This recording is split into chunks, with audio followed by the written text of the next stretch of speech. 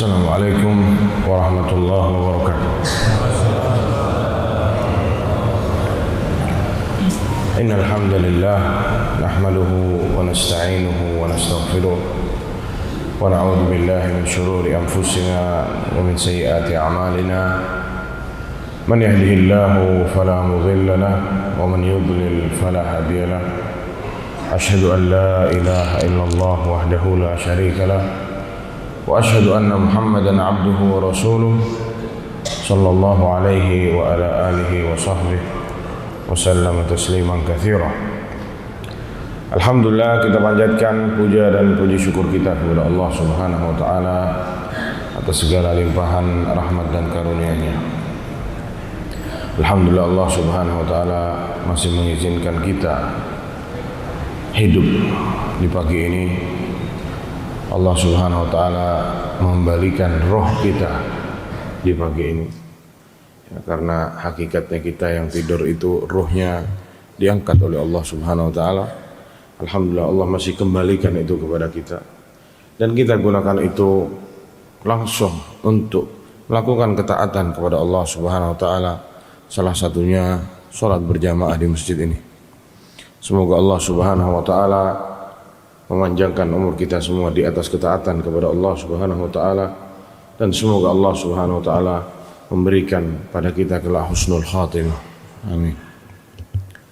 Salawat serta salam tak lupa kita curahkan kepada Nabi kita Muhammad sallallahu alaihi wasallam dan juga kepada keluarga beliau, istri-istri beliau dan para pengikut beliau dengan baik sampai hari kiamat. Para jemaah yang dirahmati Allah Subhanahu wa taala, judulnya kajiannya ini mengerikan jemaah. Sengaja sepertinya disetting ditaruh saat subuh biar melek semua. Ya. Fitnah wanita. Siapa yang tidak terfitnah sama wanita? Siapa yang tidak pernah terfitnah dengan wanita? Coba angkat tangan coba. Ada enggak di sini? Yang di sebelah sana. Tidak terfitnah dengan wanita. Sepertinya mustahil. Ya, itu sepertinya adalah suatu kemustahilan bagi seorang laki-laki normal tidak terfitnah dengan wanita. Itu ada masalah berarti ya. Ada kecondongan kita sebagai laki-laki ya suka sama wanita, terfitnah sama wanita. Ya laki normal. Yang bahaya itu zaman sekarang laki-laki terfitnah oleh laki-laki. Itu bahaya jamaah. A'udzubillahi min dzalik. Para jamaah yang dirahmati Allah Subhanahu wa taala.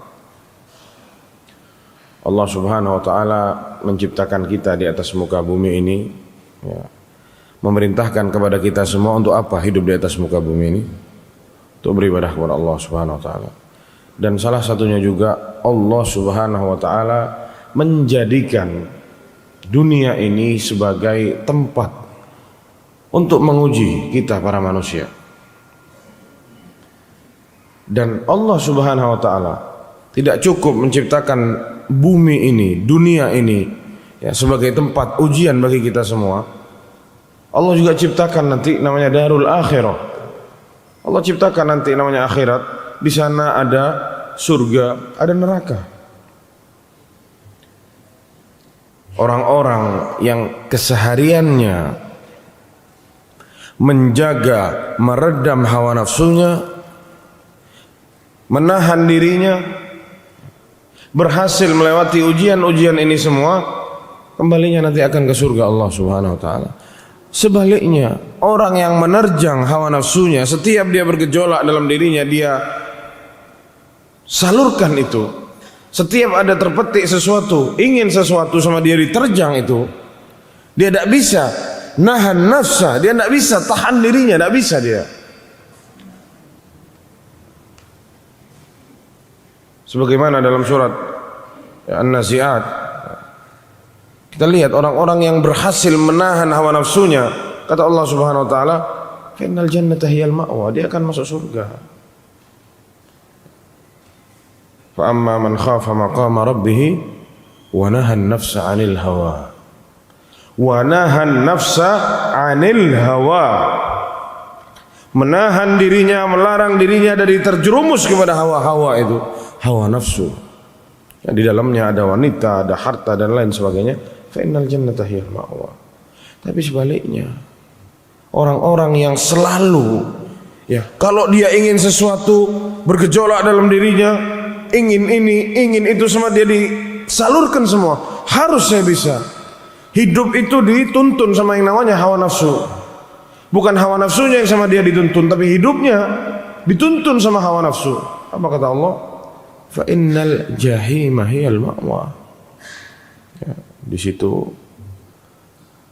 orang ini akan dimasukkan kepada neraka, atau neraka tempat kembalinya, kata Allah Subhanahu wa taala. Dan juga Allah Subhanahu wa taala mengatakan, para jamaah sekalian, tilkal jannatul lati nurithu min ibadina man kana taqiyya. Dan surga itu kata Allah Subhanahu wa taala, tilkal jannah, kata Allah, surga itu akan kami warisi kepada hamba-hamba kami yang bertakwa kepada Allah Subhanahu wa taala. Para jamaah yang semoga rahmati Allah Subhanahu wa taala.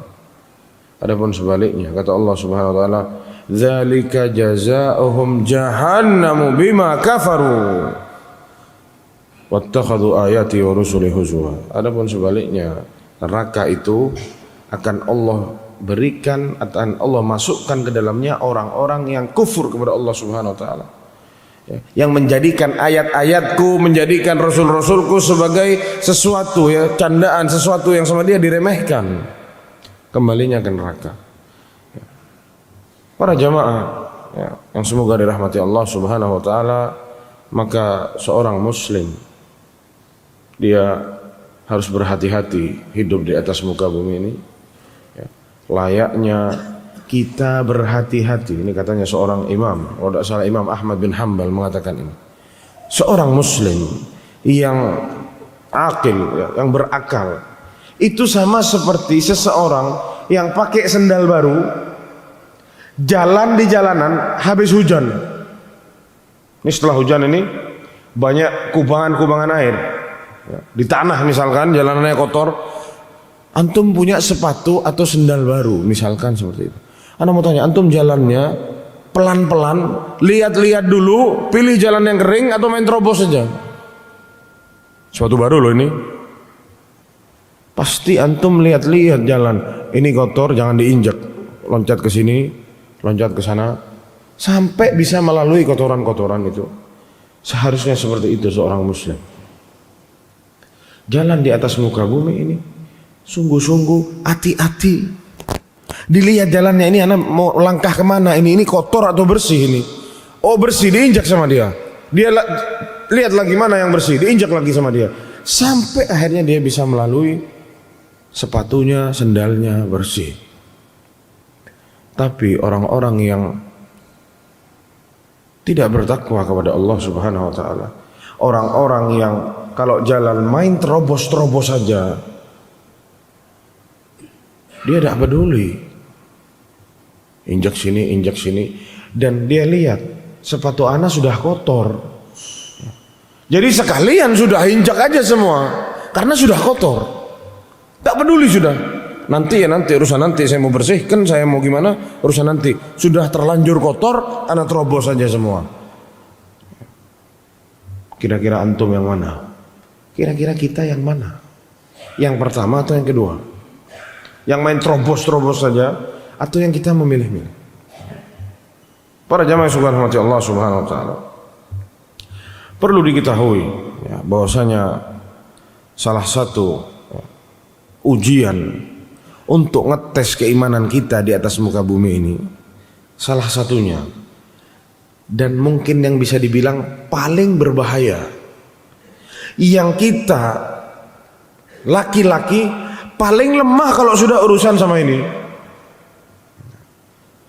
Ya, ujian kita tahu ada harta, ada tahta, ya, ada wanita, ini tahta semua. Yang mana yang paling berbahaya? Yang mana yang kita kaum laki-laki paling lemah saat dihadapkan dengan ini? Allah SWT sudah kasih tahu para jamaah. Jadi kita kalau mau tahu sepak terjang kita sebagai manusia, kita harus cek kabar-kabar dari Allah Subhanahu wa taala, karena yang ciptakan kita siapa? Allah. Allah yang tahu kita ini paling lemah sama apa. Allah yang tahu. Sama seperti pabrik-pabrik kendaraan, sepeda motor, mobil. Pabriknya yang paling tahu, ini paling lemah electricity-nya misalkan. Kalau ini merek ini paling lemah bannya cepat rusak. Ya. Pabriknya yang tahu. Kita ini siapa yang paling tahu? Allah Subhanahu wa taala. Allah yang ciptakan kita, Allah yang tahu kelemahan-kelemahan kita itu ada di mana. Seorang laki-laki, Allah Subhanahu wa taala mengatakan, "Zuyyina lin-nasi hubbus syahawati." Ya. Dijadikan indah pada pandangan manusia kecintaan kepada apa-apa yang berbau syahwat, yang diinginkan, ya, yang orang menggebu-gebu itu. Dihiasi ya, kepada manusia ini cinta kepada hal-hal yang indah-indah di mata dia. Contohnya apa? Kita lihat apa yang disebut pertama sama Allah Subhanahu wa taala. Zuyyina lin-nasi hubbus syahawati minan nisa. Allahu akbar. Yang pertama apa? Nisa.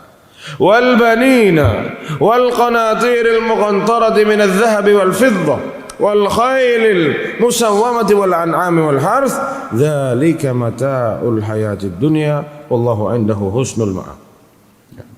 Yaitu wanita, kata Allah Subhanahu wa taala. Yang pertama, anak-anak, harta yang banyak dari jenis emas dan perak, kuda-kuda pilihan, binatang-binatang ternak, dan sawah ladang. Itulah kesenangan hidup di dunia ini, dan di sisi Allah Subhanahu wa taala tempat kembali yang baik, surga maksudnya. Para jamaah, Allah sebut apa pertama tadi? Apa tadi? An-Nisa. Ayat ini para jamaah sekalian ya, sebenarnya sudah cukup menjadikan kita untuk berhati-hati sama yang namanya wanita. Karena Allah sebut pertama, ya, seorang laki-laki memang tidak dilarang untuk bersyahwat kepada wanita. Tidak dilarang itu. Makanya Nabi bilang, kita laki-laki yang normal bersyahwat kepada wanita itu betul. Tapi ada jalurnya. Ada caranya. Allah halalkan buat kita nikah, satu kurang, boleh tambah lagi satu. Boleh tambah lagi satu, maksimal 4. Kenapa Allah kasih syariat itu untuk kita para laki-laki? Kenapa? Kok dibolehkan? Karena Allah tahu laki-laki ini berbahaya. Paling lemah urusannya kalau sudah sama wanita. Satu kurang, silahkan, boleh lagi. Tapi dengan syarat adil. Kalau udah adil jangan. Tidak bisa adil jangan. Tidak ada syaratnya. Jadi sudah diatur sama Islam sedemikian rupa para jamaah sekalian, agar kita ini tidak terjerumus kepada fitnah ini, fitnah wanita. Para jamaah yang dirahmati Allah Subhanahu wa taala, yang menjadi masalah sekarang adalah gimana caranya kita ini menjaga diri kita supaya tidak terjerumus kepada fitnah ini. Karena kita semua yang normal akan terfitnah sama ini. Cepat atau lambat, iya atau tidak, selama kita masih hidup, kita keluar ketemu sama orang di luar sana. Di luar sana banyak wanita-wanita, dan tidak semua di luar wanita itu berhijab, berpakaian dengan syar'i. Pun kalaupun mereka pakai pakaian syar'i, masih banyak yang terjerumus kepada hal-hal yang tidak-tidak. Para jamaah itu membayangkan, jamaah, ana pernah ditanya sama orang, Ustadz, ana baru menikah 3 bulan atau 5 bulan kira-kira. Ana terpukul Ustadz saat ana dihubungi suami saya. Ini 5 bulan ini. Saya belum hamil Ustadz, masih baru nikah. Saya terpukul saat mendengar suami saya sudah menghamili wanita lain. Saya harus bikin apa Ustadz? Ana yang mau jawab tidak tahu mau jawab apa jamaah. Ana juga kaget. Baru nikah 5 bulan. Ada yang lebih parah lagi. Na'udzubillah. Ya. Na'udzubillah. Suami istri nikah beberapa tahun belum dikaruniakan anak karena suaminya menganggap ini karena istrinya yang tidak bisa ngasih anak, akhirnya hubungan mereka itu retak. Kayak kecewa sama istrinya, kamu tidak bisa ngasih saya anak gitu. Ya sudah, ngobrol sudah mulai tidak enak di rumah, ya sudah masing-masing ya tidur, jadi yang laki ngadep sana, yang perempuan ngadep sana, badannya saja ada di situ sama-sama, tapi jiwanya sudah tidak bersama lagi gitu. Si perempuan ini yang cerita, perempuannya terang-terangan cerita. Si perempuan ini karena sama suaminya sudah agak hampa dia. Di tempat kerjanya, ini lihat, wanita kalau sudah keluar dari rumah apa yang terjadi, kita lihat. Nah, betul 100% yang dikatakan oleh Rasulullah SAW. Perempuan kalau keluar dari rumahnya, istasyrafa syaitan. Sama setan dihiasi, dibikin indah untuk lebih menggoda laki-laki. Betul ini jemaah. Bahkan yang sudah nikah, sudah punya suami, masih bisa menggoda orang lain di tempat kerjanya. Di tempat kerja anak, katanya si akhwat ini, ya, anak ketemu sama orang kok kayaknya baik. Sudah punya istri, sama. Kita lihat ini bahayanya wanita. Ya. Ini suatu hari ya mungkin karena satu tempat bekerja, setiap hari ketemu, ngerasa ada kecocokan, ngobrol, yang ini curhat, ya ini bahayanya, curhat sembarangan ya. Akhirnya merasa ada kecocokan kita, Masya Allah. Jadi yang perempuan mau poligami ceritanya, atau poliandri, naudzubillah. Sudah punya suami, bilang ada kecocokan sama laki lain. Bayangkan itu. Yang laki ini tahu kalau si perempuan punya suami. Cuman karena main-main sama ini, bermudah-mudahan sama ini, tidak terbesit di kepalanya, ada mungkin masa anak mau zina, masa anak punya istri kok. Itu yang ada di kepala kita. Oh aman Ustaz, kalau anak sudah nikah insya Allah bisa meredam. Hatta sudah nikah, mau antum sudah nikah, mau 4 istrinya, kita tidak bisa. Paling lemah kita ini sama yang namanya wanita. Ngobrol, kata dia ada kecocokan, sampai terjadi yang namanya perzinahan. Anak zina sama laki ini, masih di bawah kendali suaminya ini. Ini punya suami perempuan ini jemaah. Pulang ke rumahnya, tidur sama suaminya di rumahnya, kerja berangkat lagi.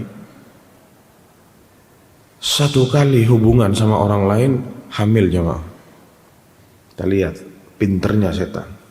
Sama suaminya tidak bisa. Mungkin dia bilang 4 tahun kira-kira nikah, anak tidak dikaruniakan anak.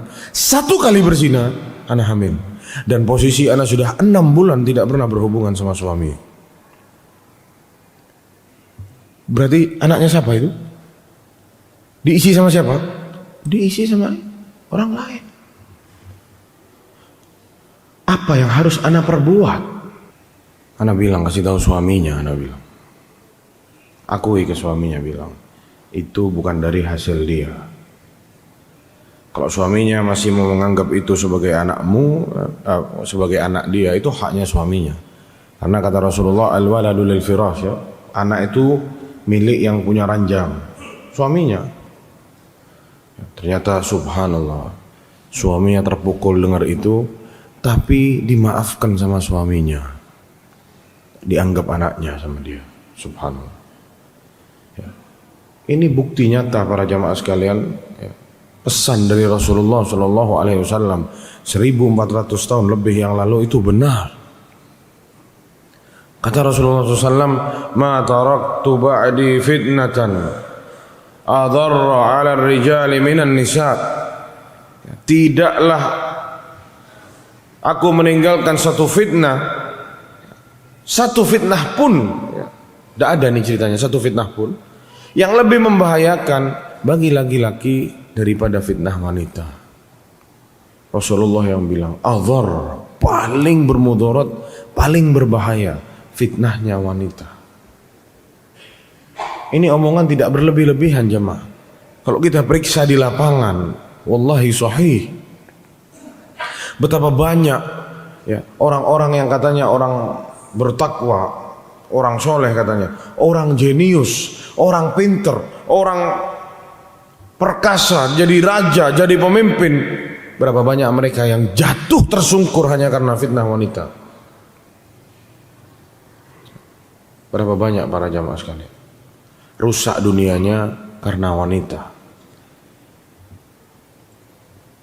Tidak sedikit ya orang-orang kaya yang nekat korupsi demi apa?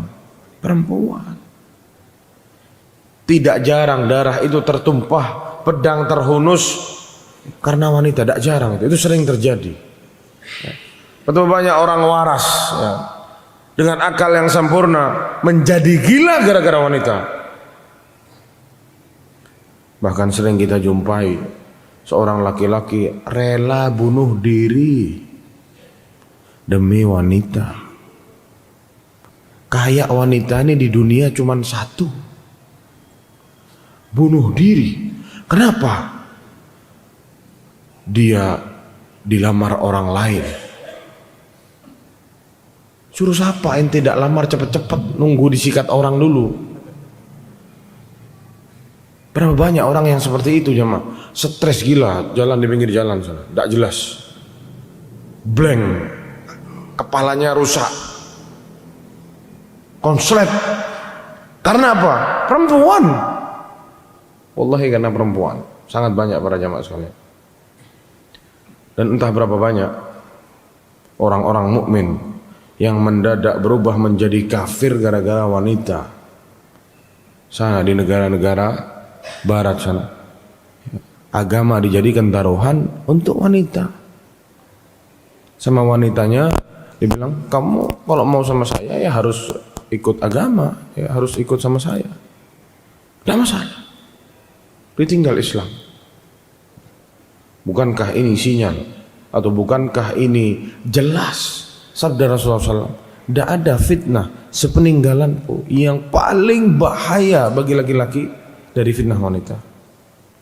Para jamaah yang dirahmati Allah Subhanahu wa taala, bahkan umat-umat terdahulu kata Rasulullah SAW itu hancur binasa karena urusan wanita, karena fitnah wanita ini. Kata Rasulullah SAW, inna dunya khulwatun khadiratun. Ya, dunia itu ya sungguh manis. Ya. Dunia itu hijau, enak dipandang mata. Ya. Wa inna Allaha mustakhlifukum fiha fayandur kaifa ta'malun. Dan Allah Subhanahu wa taala mempercayakan kalian untuk mengurusinya, mengurusi dunia ini. Allah ingin melihat ya bagaimana perbuatan kalian di atas muka bumi ini. Semua Allah dibiarkan. Allah bikin indah dunia ini ya, manis, hijau, orang dibikin cinta sama dunia. Dan Allah lepaskan manusia-manusia ini urus dunia itu. Allah melihat apa yang dibuat sama kita semua. Kata Allah, kata Rasulullah sallallahu alaihi wasallam, fattakud dunya. Karenanya jauhilah fitnah dunia. Hati-hati sama fitnah dunia. Fattakud dunya wattakun nisa. Hati-hati sama dunia, hati-hati sama wanita. Jauhilah fitnah wanita. Fa inna awwala fitnati bani Israel kanat fin nisa. Karena fitnah, cobaan yang membinasakan Bani Israel terdahulu itu adalah masalah wanita. Bani Israel ya, umat kedua yang terbesar setelah umatnya Nabi Muhammad SAW itu Bani Israel. Ya, umatnya Nabi Musa yang nomor 2 paling besar. Hancur karena apa? Wanita. Dan kita lihat para jamaah sekalian, apa yang dikatakan sama para ahli ilmu, orang-orang ulama yang dikenal keilmuannya zaman dulu, sekelas ya, Sa'id ibn al-Musayyib, yang dikatakan Sa'id ibn al-Musayyib ini tidak pernah dengar azan di luar masjid selama 40 tahun. Jadi saat takbir Allahu Akbar dia sudah dalam masjid 40 tahun. Kalau kita nunggu qomat di rumah, qomat Allahu Akbar baru datang ke masjid. Kalau dia tidak pernah nunggu adzan di luar masjid, tidak pernah. Adzan berkumandang dia sudah di masjid selama 40 tahun. kerjaannya dari rumah ke masjid, dari rumah ke masjid. Kebanyakan seperti itu mereka. Dia punya pekerjaan, dia punya ladang, dia punya sawah, dia titipkan ke orang yang dia percayai, itu yang dia pakai untuk dana hidup dia. Sisanya dia beribadah kepada Allah Subhanahu wa taala. Apa yang dikatakan oleh Sa'id bin Musayyib? Kita lihat nih kata-kata beliau jemaah. Orang soleh yang kerjaannya di masjid. Ya. Tidak ada yang saya takutkan melebihi ketakutanku terhadap wanita.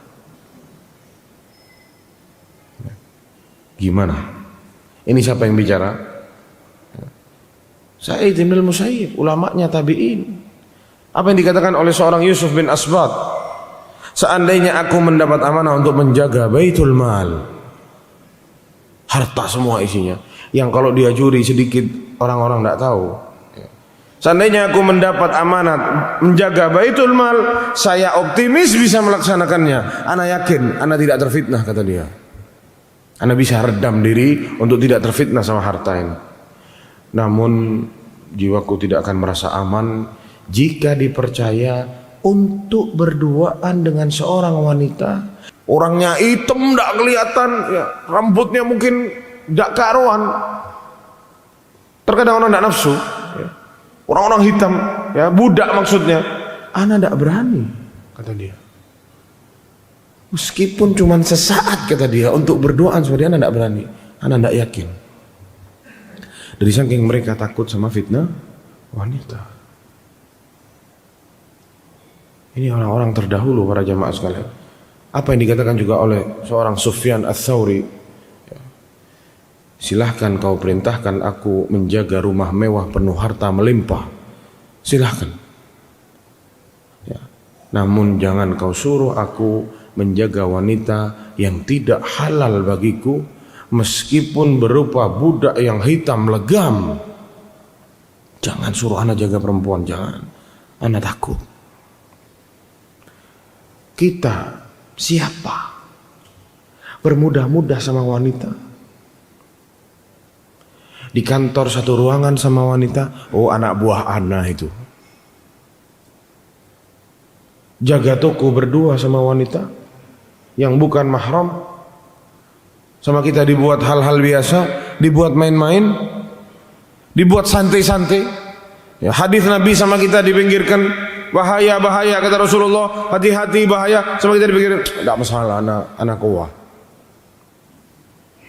Terus mau jadi pahlawan, ada tetangga ribut sama suaminya, wah insya Allah anak bisa membantu, anak siap membantu. Allahu Akbar. Ulama dahulu para jamaah bilang, para wanita itu kalau ada orang laki salam ke wanita, tidak usah dijawab salamnya. Kalau mau jawab dalam hati. Jangan sampai kedengeran suaranya itu ke laki-laki. Kalaupun mau dijawab, ada yang bilang silahkan mau dijawab tidak apa-apa, tapi dengan suara yang tegas. Assalamualaikum, waalaikumsalam. Bukan, waalaikumsalam. Goyang antum jamaah. Tidak boleh. Seorang perempuan ngomong sama laki-laki dengan diliuk-liukkan bahasanya, dilemah-lemahkan, tidak boleh itu. Ngomong sama laki-laki seperlunya. Bahkan ulama bilang, daripada kamu nanti buat masalah perempuan itu jadi jawab, lebih baik sudah kalau perempuan tidak usah disalami, diam aja, nunduk aja lewat. Kalau ada laki-laki baru disalami. Dari saking menjaga fitnah ini, katanya para ulama, ya, berapa banyak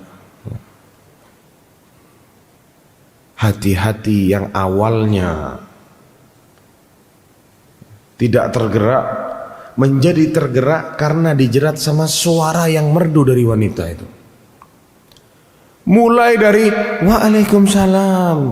Nah, antum belum lihat nih mukanya nih, jadi penasaran, suaranya kok enak ya. Besok antum pepet lebih dekat lagi, antum salamin lagi. Terus akhirnya kenalan. Akhirnya lah rumahnya di mana? Oh di situ. Ketahuan, oh ini fulana, sudah terjadilah apa yang terjadi para jamaah sekalian. Ya, itu caranya setan mau goda kita.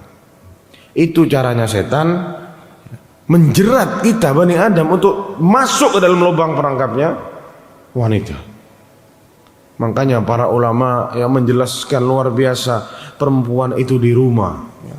Waqarna fi buyutikunna wala tabarrujna, kata Allah SWT, tempat kalian itu di rumah. Jangan berdandan. Kalau keluar jangan dandan seperti orang-orang jahiliyah seperti dulu. Jangan. Yang tidak dandan sama setan dihiasi biar indah. Gimana yang berdandan dikasih lihat ke orang? Sangat menyedihkan zaman sekarang ya. Banyak para istri ya, para akhwat, kalau di rumah aut-autan, dak karuan, rambutnya model apa dak tahu. Di sini koyonya, di sini lagi ada ya, pakai bau minyak-minyak apa ndak jelas. Kalau keluar kayak bidadari, berubah mukanya sampai suaminya ndak kenal. Sampai ada orang, satu ikhwah mau pulang ke rumahnya, di jalan ketemu sama akhwat papasan naik becak. Yang laki ini ngelihat, wah masya Allah nih, aku senyum, ini senyum juga ketemu. Loh kok kayak kenal? Loh istrinya. Istrinya. Pangling suaminya.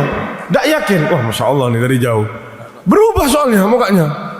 Mungkin berapa banyak dia pakai. Mau ada nikahan atau kondangan atau apa nggak tahu. Dilihat. Senyum-senyum dari jauh. Sudah apa? Saling pandang ya. Hati, mata bertemu mata, hati berkata-kata sudah ya. Dilihat terus tambah dekat, loh kok kayak kenal ya. Senyum-senyum terus. Istrinya enggak tahunya. La ilaha. Itu kena zong katanya. Allahu Akbar. Di prank suaminya jamaah ya. Bahasa anak muda zaman sekarang ya. Enggak benar kayak gitu. Di rumah dandan, di luar enggak usah. Biar dibilang jelek sama orang tidak masalah. Biar tidak jadi fitnah. Naudzubillah. Sekarang para jamaah sekalian, apa langkah-langkah yang perlu kita tempuh supaya kita ini jauh dari yang namanya fitnah wanita? Yang pertama, yang dapat membentengi kita dari fitnah ini, satu yang wajib, ini kuncinya, yang mengokohkan seseorang agar tidak mudah terjerumus ke dalam hal-hal seperti ini. Yang pertama adalah al-imanu billahi azza wa jalla. Beriman kepada Allah Subhanahu wa taala dengan sebenar-benarnya iman. Karena orang yang beriman kepada Allah, dia akan takut kepada Allah Subhanahu wa taala, yang mana takutnya ini yang akan membuat dia diselimuti dengan kehati-hatian. Berhati-hati dari hal-hal daerah-daerah yang diharamkan oleh Allah Subhanahu wa taala. Berhati-hati dalam mengeluarkan gejolak hawa nafsu dia, berhati-hati dia di sini. Yang nomor satu yang perlu dipegang al-imanu billah. Jadi orang kalau sudah tidak punya iman, para jemaah sekalian, dia tidak akan merasa dilihat sama Allah ya 24 jam. Dia tidak merasa bahwasanya Allah itu bisa membalas dia. Dia tidak akan peduli sama apa yang dia kerjakan. Tidak peduli dia. Tidak beriman kepada Allah. Imannya tidak ada. Mungkin sholat pun kadang tidak sholat, kadang sholat. Puasa Ramadan ya bolong-bolong. Tidak ada imannya sama Allah. Ya apalagi terus ditabrak sama masalah-masalah seperti ini, semakin dia tidak peduli. Poin yang pertama, nomor satu yang perlu dipegang, ya, cek keimanannya. Dijaga, dipupuk. Ya keimanan itu, karena iman orang ini bisa habis para jemaah sekalian dan bisa bertambah. Gimana kita seorang mukmin menjaga keimanan kita? Para ulama yang sangat banyak mendefinisikan keimanan. Ya, nutqu bil lisan, wa i'tiqadun bil jinan, wa amalun bil arkan, tazidu bi ta'atir rahman, wa yanqusu bil isyan. Ya, artinya iman itu 5. Nutqu bil lisan, mengucapkan dengan lisan, mempercayai, meyakini dengan hati, mengamali dengan anggota badannya, bisa bertambah dengan ketaatan iman itu dan bisa berkurang dengan maksiat. pupuk iman kita kalau kita mau selamat dari fitnah-fitnah ini dan fitnah apapun itu. Itu poin yang pertama yang harus. Poin yang kedua berat ini jemaah. Poin yang kedua ini berat. Apa poin yang kedua? Ghuddul basar. Tundukkan pandangan. Ghuddul basar para jemaah sekalian, dari apa-apa yang diharamkan oleh Allah Subhanahu wa taala. Dikatakan bahwasanya pandangan itu dapat berbuah untuk hati ini pikiran-pikiran yang kotor. Dan pikiran-pikiran yang awalnya terbesit ini, pikiran kotor ini akan terus bertambah, diolah, akhirnya jadi yang namanya fikrah. Jadi kalau bahasa Arabnya itu kata orang Arab, awalnya itu khatirah. Khatirah itu besitan, terbesit nih, lewat aja. Itu ditimbulkan dari mata dulu. Dari mata masuk, terbesit dia. Lama-lama jadi terfikir. Naik pangkat dari terbesit, sekarang itu yang sama dia dipikirin terus setiap hari. Gimana caranya untuk mengeluarkan syahwatnya? Tsumma ila syahwah. Awalnya besitan, pikiran, sekarang berubah jadi syahwat. Dari syahwat menjadi apa? Iradah. Jadi kemauan. Dari iradah menjadi apa? Azimah, tekad untuk melakukan yang haram. Awalnya apa? Mata dulu. Tangkap sama mata, jadi lewat aja, terbesit. Naik pangkat terus. Jadi fikrah, kepikiran dia. Dari fikrah jadi mulai ada syahwat. Karena dia sudah ada syahwat, ada yang namanya iradah. Ingin melakukan. Ingin, naik lagi yang terakhir jadi azimah, tekad. Ana ingin berbuat ini, ana harus berbuat ini. Para jamaah, Allah Subhanahu wa taala memerintahkan kita semua untuk menundukkan pandangan kita. Kata Allah Subhanahu wa taala, "Qul lil mu'minina yaghuddu min absarihim wa yahfadhu furujahum, dzalika azka lahum, innallaha khabirum bima yasnaun." Katakan bagi mereka-mereka orang mukmin agar menundukkan pandangannya dari yang diharamkan oleh Allah Subhanahu wa taala. Ada dulu para jamaah, anak zaman masih di pesantren dulu. Ada satu wali santri, anaknya ini bermasalah. Tidak naik kelas. Dan banyak pelanggaran-pelanggaran yang dibuat sama santri ini. Yang memaksa ibunya santri ini datang ke pesantren, marah-marah sama ustadz. Tidak terima anaknya, tidak naik. Ngamuk-ngamuk, dicari ustadznya. Dicari di kantor, tidak ada. Dicari di rumahnya, ditanya mana rumahnya ustadz. Ini ibunya datang marah-marah ini. Ibunya itu cantik jamaah. Ibunya cantik, masih muda, tidak tua. Anaknya yang paling tua masih baru SMP kelas 1. Ya mungkin masih umur 35, 38. Ya masih menarik lah. Akhirnya ketemu sama ustadznya, wali kelasnya atau mudirnya atau apa kepala sekolahnya. Nunduk ustadznya ini, ghuddul basar jemaah. Ana lihat sendiri di depan mata ana itu. Jadi ibu ini ngomong, ustadznya itu lihat ke tanah gini. Oh iya bu, mohon maaf anak ibu. Tidak dilihat mukanya ibu ini. Ibu ini karena mungkin masih awam, tidak ngerti, tidak terima, tidak dilihat mukanya. Dipikir ustadznya benci sama dia. Hei kamu, lihat ke saya kalau saya ngomong, kata. Astagfirullahaladzim. Subhanallah. Banyak orang-orang awam yang tidak ngerti sama ghuddul basar. Menundukkan pandangan. Bahaya jemaah. Awalnya semuanya dari mata. Makanya kata Rasulullah itu, zina itu ada zina mata, ya ada zina hati, banyak zina. Tapi nanti yang menentukan kemaluannya. Terakhir itu, awalnya dari mata dulu. Makanya kita diperintahkan semua untuk ghuddul basar. Berkata Imam Ibnu Katsir yang menjelaskan ayat ini ya, kata Allah Subhanahu wa taala apa tadi ayatnya? Katakan kepada orang-orang yang mukmin untuk menundukkan pandangannya dan menjaga kemaluannya. Tundukkan dulu pandangannya, terus jaga kemaluannya.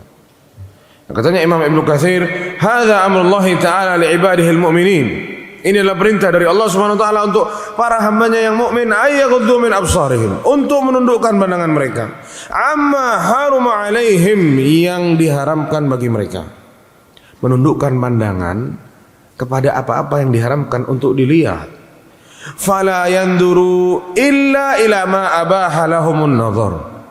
Maka janganlah melihat kecuali apa yang oleh Allah Subhanahu wa taala dihalalkan untuk dibolehkan untuk dilihat. Wa ayyaghuddu absarahum 'anil maharim. Jaga pandangannya dari tempat-tempat yang di situ terdapat maharim, aurat orang. Lihat paras cantiknya seorang wanita. Ya. Kalau kita tidak sengaja lihat jamaah kebesit, sudah, jangan balik lagi.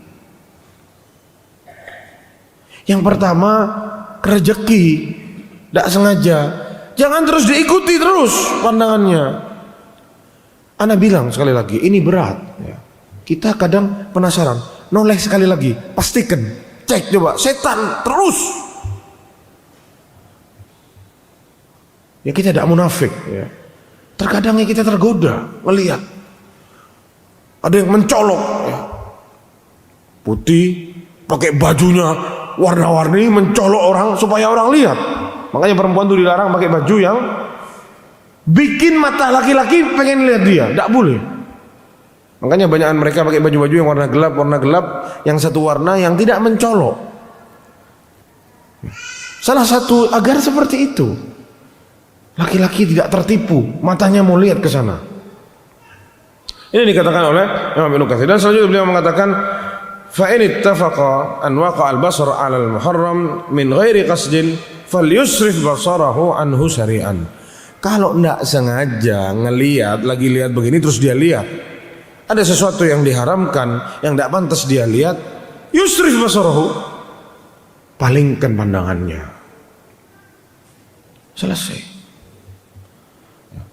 Ini sekali lagi, jika kita memang mau aman, mau jaga diri dari fitnah ini, mau tidak mau harus ini yang dikerjakan jamaah. Mau tidak mau, suka tidak suka, harus kita kerjakan ini. Yang ketiga yang harus kita lakukan saat hendak menampik fitnah wanita ini adalah mudafa'atul khawatir, ya, melawan besitan dalam pikiran kita.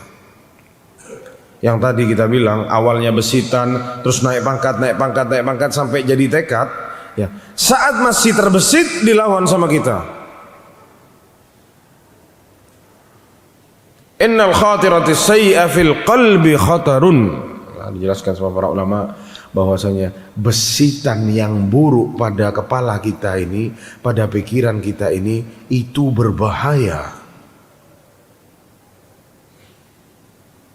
Dan kapan besitan itu dibiarkan ada dalam kepala seseorang, maka besitan ini akan menarik dia ke tempat yang lebih besar lagi, ke kefikiran, maksudnya naik pangkat terus sampai dia berbuat. Jadi mumpung masih terbesit, buang itu, alihkan ke yang lain. Ini salah satu cara yang diajarkan oleh para ulama untuk kita tidak terjerumus ke dalam hal yang lebih besar. Awalnya masih terbesit, lama-lama terjangkit lama-lama. Itu yang ketiga. Yang keempat, apa yang harus dilakukan seseorang untuk mengamankan dirinya dari fitnatun nisa? Itu adalah an-nikah, menikah. Nikah ini banyak manfaatnya para jamaah sekalian.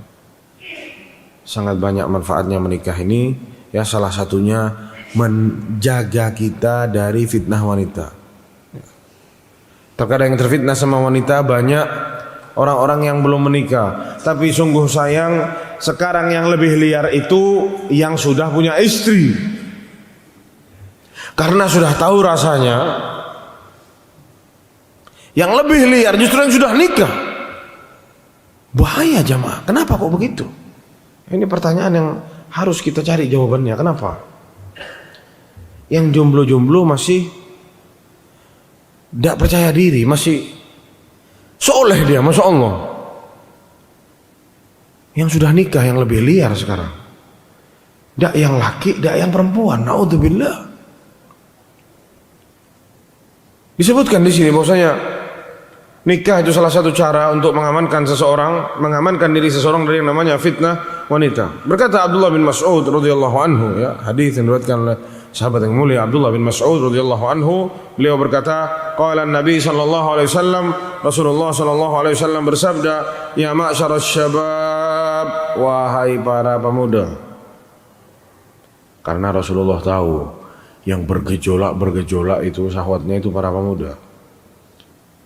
Setiap duduk pasti bahas perempuan. Anak muda itu kalau duduk, yang sudah ngaji nikah pasti dibahas. Yang belum belajar bahas pacaran-pacaran dan lain sebagainya.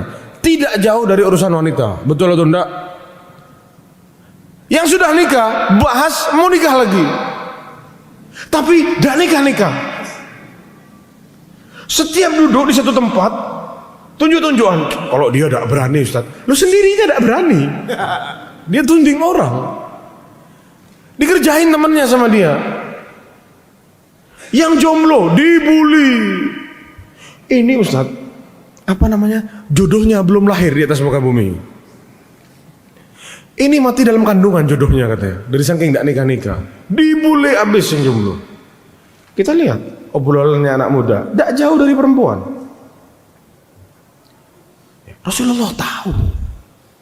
Rasulullah sudah bilang 1400 tahun yang lalu, ya ma'syaras syabab, wahai para pemuda, man istata'a minkumul ba'a falyatazawwaj. Yang sudah mampu untuk menikah, al-ba'ah, ya, ada hal yang membuat dia sudah pantas untuk menikah, falyatazawwaj, cepat nikah, segera. Ada orang bilang kapan disunahkan menikah? Umur 25 kayak Nabi. Bohong itu, salah itu. Nikah itu sesegera mungkin. 18 tahun bisa fadl, lebih baik buat dia. Banyak ulama nikahkan anaknya. Anaknya sudah kelihatan berdiri, lagi tidur atau apa kelihatan kemaluannya berdiri sama abahnya, dicariin jodoh anaknya, nikahin anaknya cepetan supaya ndak ngawur-ngawur pikirannya. Umar bin Khattab radhiyallahu anhu saat lihat ada wanita soleha, malam-malam dia jalan di pinggir di kampungnya, sebagai khalifah dia bertanggung jawab untuk ngecek keadaan umatnya di malam hari. Takut ada orang ndak tidur kelaparan, dia jalan. Kedengaran suara orang lagi ngobrol sama ibunya, perempuan. Kata ibunya, sudah campur aja itu susunya sama air, kan tidak kelihatan orang, kan orang-orang tidak tahu. Ternyata wanita ini jual susu kambing, jamaah. Campur aja susunya sama air, kata ibunya, sedikit-sedikit, jadi kamu bisa dapat untung banyak, lebih banyak. Jangan ibu, kata anaknya. Memang mereka orang-orang tidak tahu, tapi Allah tahu.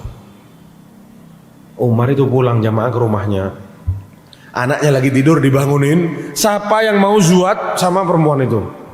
Kalau ada tidak mau, anak yang zuat besok. Paksa anaknya, kamu zuat, yang paling tua disuruh zuat. Dinikahkan jamaah. Nikahin anaknya, cepat. Cariin itu putri-putri yang soleh, dicarikan.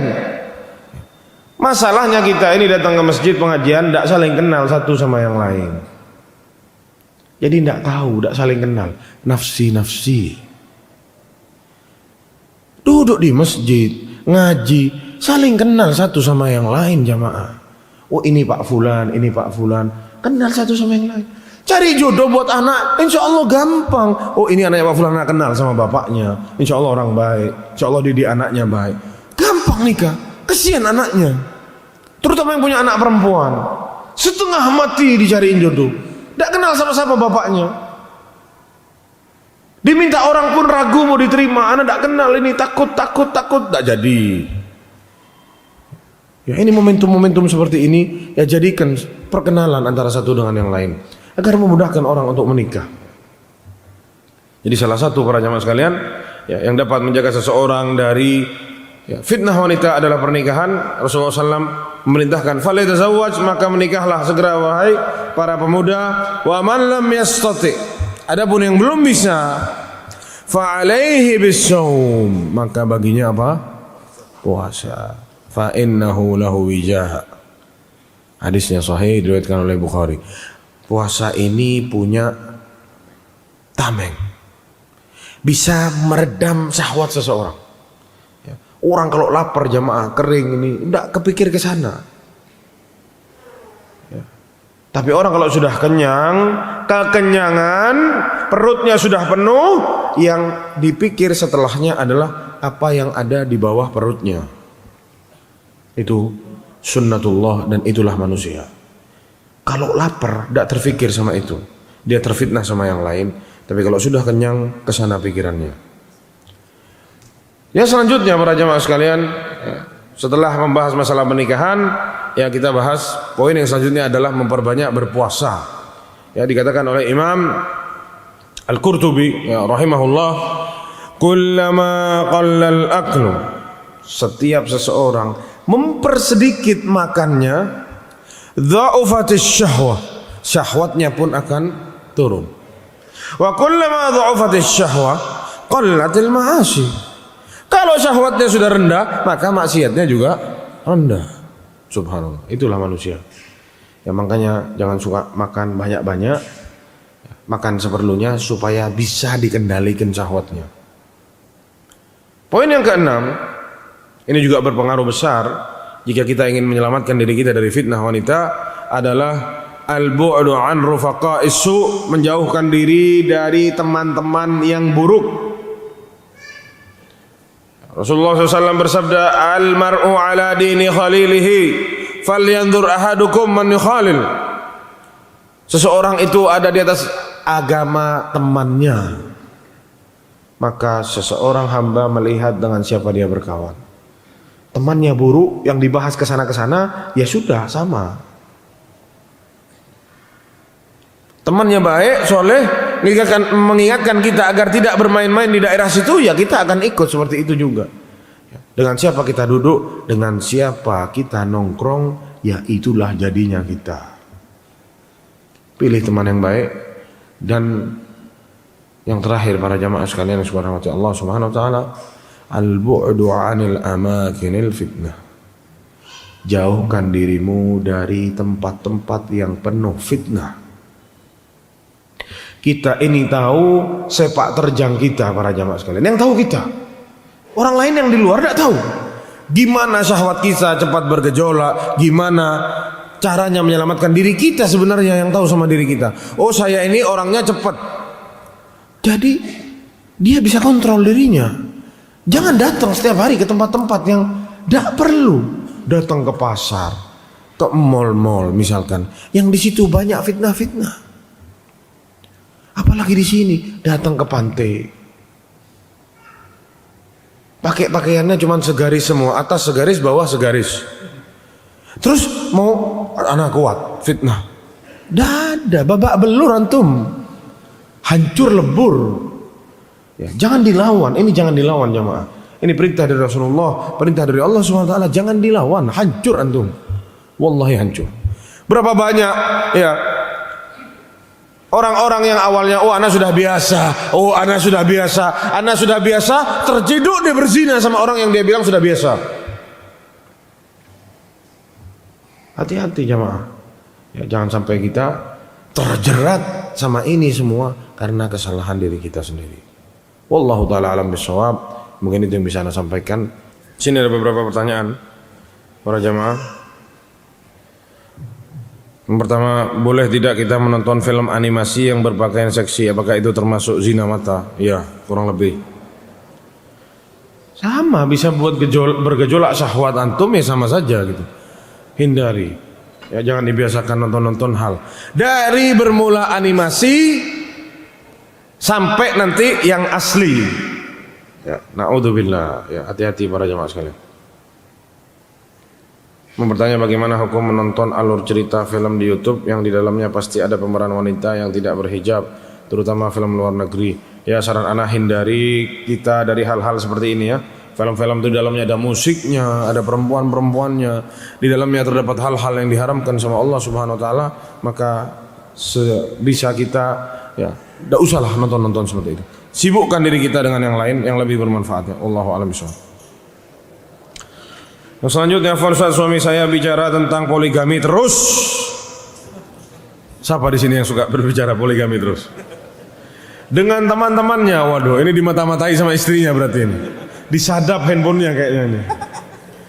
Sedangkan saya sudah tidak bisa hamil lagi. Allahu Akbar. Sudah ada anak, tolong nasihati suami anak Ustadz. Disuruh langsung nikah lagi, tidak mau katanya. Masya Allah, istrinya baik. Disuruh nikah lagi tidak mau. Ya itulah para ibu-ibu, suaminya itu cuma berani ngomong saja. Nikah lagi tidak berani. Ya, berhayal tinggi tapi ya tidak ada apa, tidak berbuat apa-apa gitu. Kalau mau nikah lagi, istrinya nyuruh nikah lagi. Sebelum istrinya berubah pikiran, segera. Ya, segera. Sebelum istrinya berubah pikiran. Iya. Ini katanya takut soalnya istrinya bawa pisau katanya. Subhanallah. Ya, selagi istrinya mengizinkan sebelum berubah pikiran, segera menikah lagi. Ya, nikah lagi itu gampang jamaah. Wallah gampang jamaah. Perlu dua nikah lagi itu. Perlu ketakwaan sama mental. Perlu namanya ketakwaan sama mental. Ya, ketakwaan ada tidak punya mental tidak bisa. Mental ada tidak bertakwa jangan. Akhirnya tidak berbuat adil nanti. Ya. Gampang datangin rumahnya, bilang saya mau nikah lagi, saya sudah punya istri. Kalau mau ayo bismillah. Selesai. Kontakkan rumah, kasih nafkah. Apa susahnya? Cuman karena ya kita dihantui sama hal-hal yang aneh-aneh ya, wallahu a'lam bishawab. Jadi kita takut mau berbuat itu. Bismillahirrahmanirrahim. Assalamualaikum warahmatullahi wabarakatuh. Waalaikumsalam. Ustaz, mungkin di bawah itu banyak wanita Ustaz. Jadi saya cuma mau bertanya, kenapa perempuan sendiri disebut sebagai sumber fitnah? Nah ini supaya agak gembira di bawah itu untuk pengajian mungkin bisa dijelaskan. Gimana Pak? Kenapa wanita sering menjadi sumber fitnah ya? Iya, betul. Jadi kenapa perempuan sering disebut sebagai sumber fitnah? Iya. Itu saya. Iya. Yang dimaksud sumber fitnah yang Anda tahu itu adalah ya fitnah buat laki-laki, Mak. Ya jadi Allah jadikan ini semua cobaan buat kita. Ujian buat kita.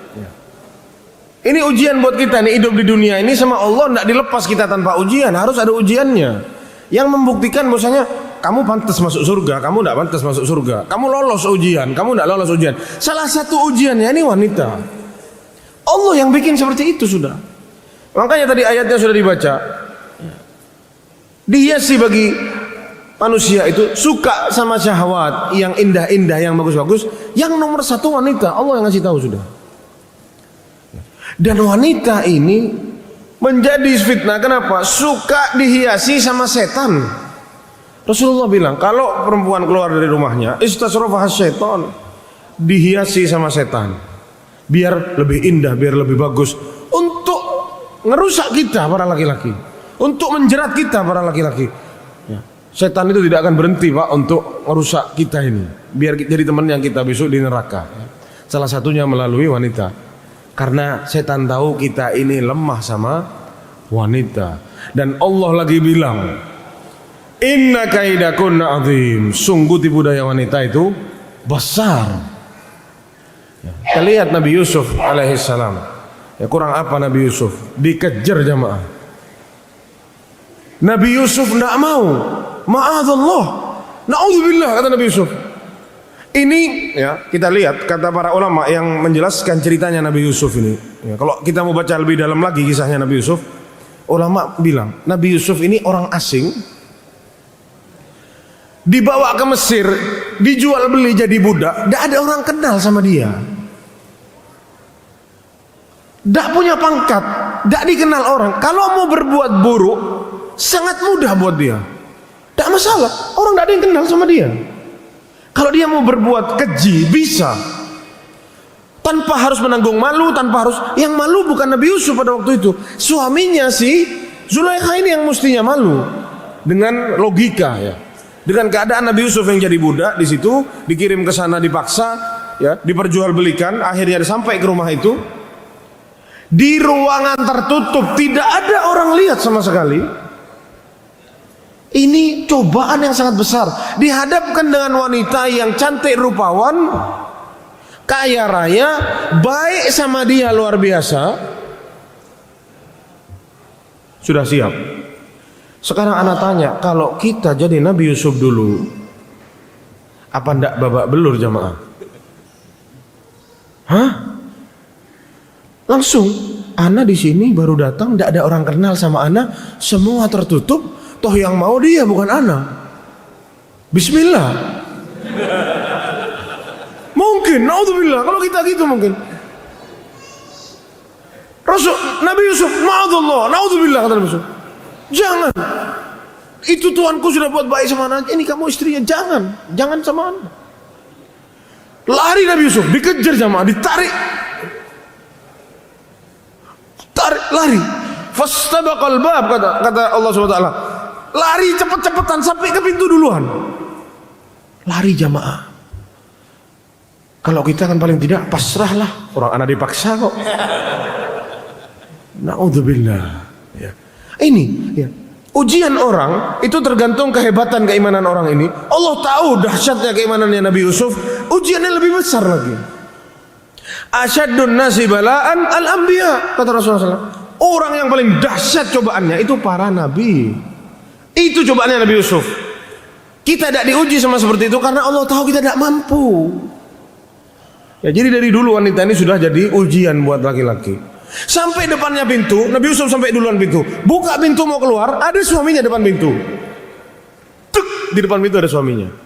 Itu kejadian dibalik 180 derajat sama si perempuan ini. Hitungan detik berubah.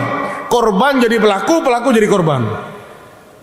Wahai suamiku, apa balasan bagi orang yang ingin berbuat keji kepada istrimu? Loh, itu wanita. Hati-hati jemaah. Sepinter apa antum, setinggi apa jabatan antum, sesoleh apa antum, jangan main-main sama perempuan. Saat antum sudah terjerat, habis antum. Habis, uang habis, waktu habis, jiwa ini isinya dia semua. Dikasih harapan-harapan, buayan-buayan palsu. Wallahu a'lam bishawab. Semoga bisa membantu, Pak. Nah, insyaallah. Satu nanya lagi dari bapak-bapak. Satu jalanan. Satu dari kanan, satunya dari kiri sekarang. Oke. Biar tidak miring. Biar imbang.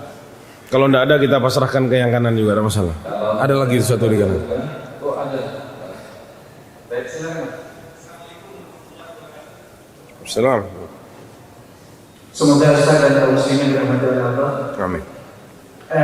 Nanyakan tentang fitnah ummatul muslimin Aisyah radhiyallahu anha. Kalau di zaman ini kita ada salah satu zaujati sahabat kita yang ketinggalan saat safar kayak gitu atau sendirian di jalan, itu gimana mengaplikasikannya Ustaz?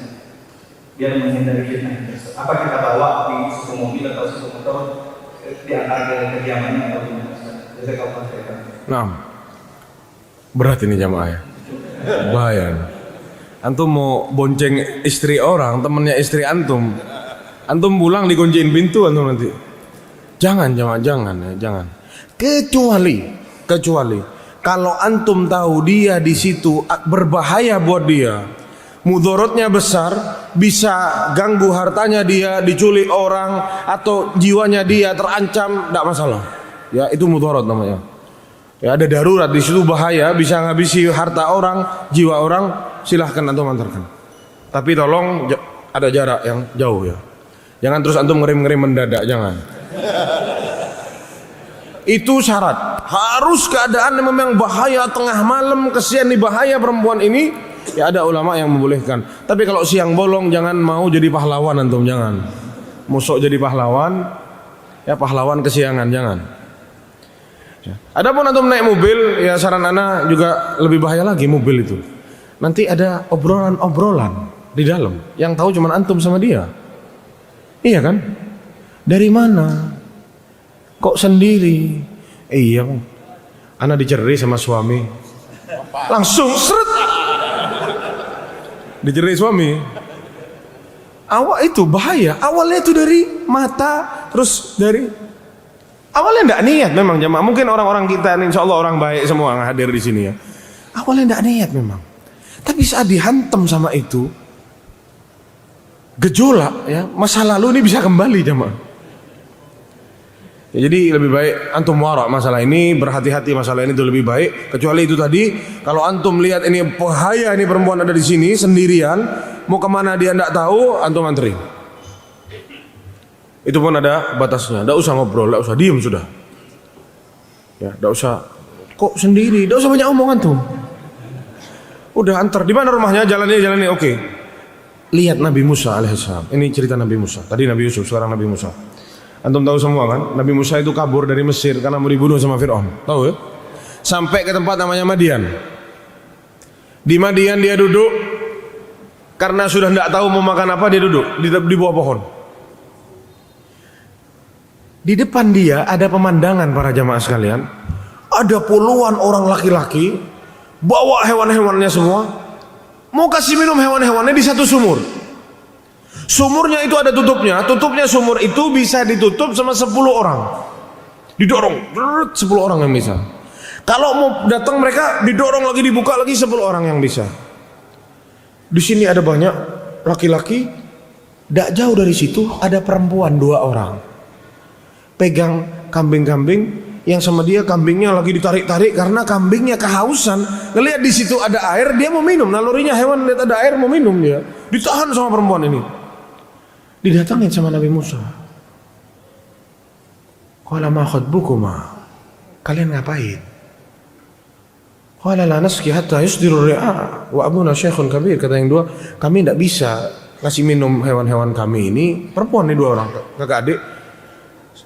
Sebelum ini orang-orang selesai. Dan orang-orang ini dikatakan jahat para jamaah. Selesai mereka urusannya sama dia tidak peduli. Itu ada perempuan, dia tidak peduli. Mereka tidak peduli. Ditutup sama mereka sumurnya, terus mereka pulang. Jadi kambing-kambing ini hanya minum-minum sisa-sisa tumpahan air yang ada di sekitar sumur itu. Mungkin ada kubangan tanah, tumpah airnya ke situ, yaitu yang diminum sama kambing-kambingnya. Jadi perlu waktu yang lama untuk sampai pulang ke rumahnya. Oh gitu kata Nabi Musa. Orang-orang ini sudah pulang, sudah ditutup sumurnya. Itu tutupnya sumur yang tadi 10 orang yang dorong, didorong sendiri sama Nabi Musa jemaah. Ini orang kelaparan, datang jauh dari mana tidak tahu, bantu orang, tidak banyak omong. Oh begitu, iya. Dibuka sama Nabi Musa, minum. Udah, ditinggal terus Nabi Musa duduk lagi di pohon itu. Tidak banyak omong. Rumahnya di mana? Bisa tidak anak numpang mau makan? Anak lapar. Numpang minum. Tidak ada, dibantu, ditinggal sama Nabi Musa. Lihat akhlaknya para nabi. Duduk di bawah pohon, doa sama Allah. Ya Allah. Ada doanya dalam Al-Quran. Ya kata Nabi Musa, Inni anzaltu ilayya min khairin faqir. Ya Allah, sungguh ya Engkau telah banyak memberiku nikmat ya Allah. Tapi tolong ya Allah, ana butuh ya Allah. Ini dikatakan perutnya ini sudah nempel ke punggungnya di belakang. Dari saking tidak tahu yang mau dimakan. Mulutnya sudah hijau. Makan rumput-rumput yang bisa dimakan sama Nabi Musa. Tidak minta-minta sama orang. Angkat tangan ya Allah. Ana butuh ya Allah. Selesai doa. Orang 2 ini pulang. Balik lagi salah satu di antara perempuan itu. Bapakku manggil kamu, ngundang di rumah. Datang. Liyajziyaka ajra ma asqaita lana. Untuk membalas apa yang sudah engkau buat pada kami tadi. Jadi si anak ini cerita sama bapaknya, ada orang tak dikenal, kuat, dorong itu sendiri. Panggil kata bapaknya. Jadi habis doa sama Allah, turun tangannya langsung sama datang perempuan itu. Antum tahu jamaah, saat mau jalan dari tempat itu ke rumahnya perempuan ini, Nabi Musa bilang apa? Kamu di belakang, anak yang di depan. Nabi Musa tidak mau lihat ke perempuan itu. Kalau belok kanan, lempar pakai kerikil ke kanan, saya belok kanan. Kalau ke kiri, lempar ke kiri, anak belok kiri. Lihat akhlaknya para nabi dan rasul. Ya, tidak ada teriak rame-rame. Sampai ke sana, akhirnya anaknya bilang, sudahlah Pak, kerjain, jadiin pekerja kita itu. Orangnya kuat, orangnya amanat. Saat si perempuan dibilang orangnya amanat, kok tahu kamu kalau orang ini orang baik, orang amanat? Kamu baru ketemu barusan. Iya, tadi dia ceritain itu. Saat datang ke rumah, Ana di belakang, dia yang di depan. Dia tidak mau lihat Ana. Kalau belok kanan, Ana disuruh lempar batu ke kanan. Kalau ke kiri, lempar batu ke kiri. Tidak mau lihat apa yang diharamkan sama Allah SWT. Itu akhlaknya para nabi dan rasul. Dan itu akhlaknya para a'immah, ya, sahabat nabi dan para ulama-ulama terdahulu. Imam Asy-Syafi'i tidak sengaja lihat betisnya perempuan tersingkap saat mau loncatin got gitu, agak tersingkap sedikit betisnya, 1/4 hafalan Qur'annya hilang jamaah. Pantesan kita ini tidak hafal Qur'an. Allahu Akbar. Ada satu lagi. Masya Allah nih sampai jam 7 jamaah. Wow. Memang kalau sudah bahas wanita itu panjang jamaah.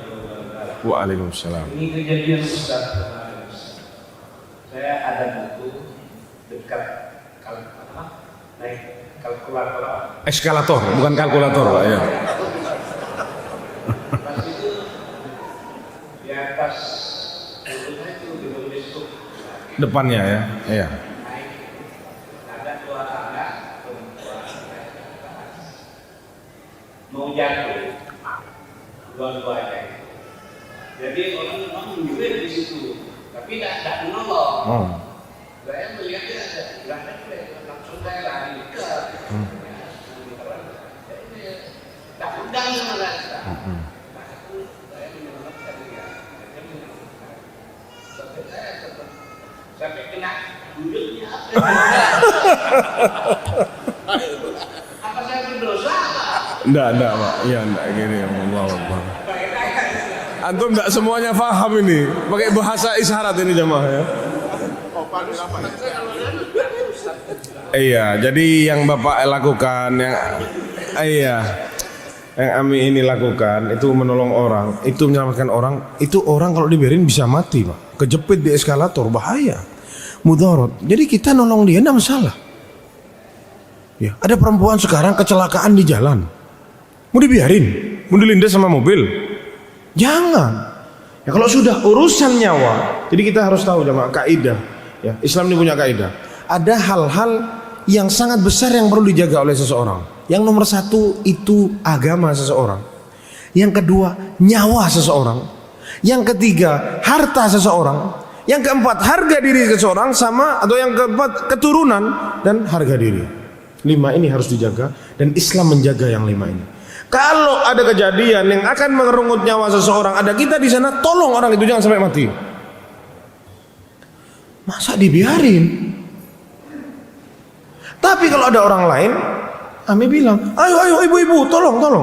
Jangan terus antum terus. Lama-lama jangan. Seperlunya refleks itu lakukan langsung, ayo ibu-ibu ini bantu saya gitu.